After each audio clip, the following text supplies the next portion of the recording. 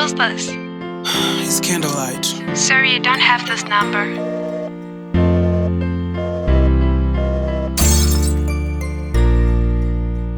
Candlelight Records. Candlelight featuring Puncher. Uchandifunga mudiwa sepangutanga kunida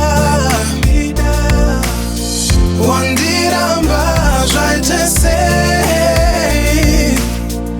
uchandichema mangwana yangu nyaya mese mese, it's a long story. Kubva pamavambo nekuguma ndanzi sorry. Ndaenda kunotsvaga zvangu mari, ndichiti ndizotora mbiwa wangu ndave nani. Pandakadzoka ndakasvikoona zvave zvimwe. Hanzi hauna mari, hauna bhutsa, hauna tai. Ungaiwane kupi mari yekuti ndidye pai? Gara zvako mdiwa, uchandifunga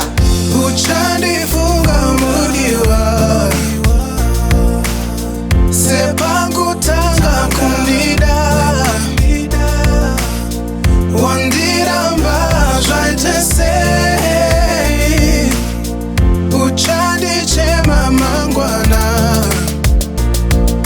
nhasi mudiwa wave kundiramba, wave kundiona kungeni ndiri chigamba. Asi mari yangu chete ndiyo yondodemba, kundidya ndakasvinura kundiita matemba. Nhasi wandityora, wandigarisa pasi, wave kudanana nevese vana jasi. Hazvina basa, chatopfimba zvangu masi. Gara zvako mudiwa, uchandifunga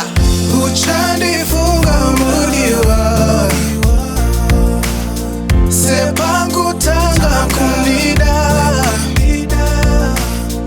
wandiramba zvaitese uchandichema mangwana.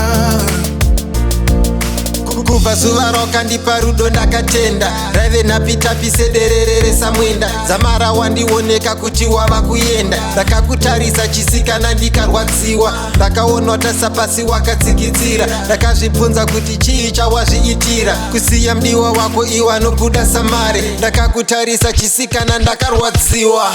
Uchandifunga mudiwa sepangutanga kunida wandiramba zvaitese uchandichema mangwana. Undirangarire mudiwa kana wafunga nezverudo. Undirangarire mudiwa kana wafunga nezverudo. Uchandifunga mudiwa sepangutanga kunida wandiramba zvaitese uchandichema mangwana. Uchandifunga mudiwa sepangutanga kunida wandiramba zvaitese. Candlelight Records.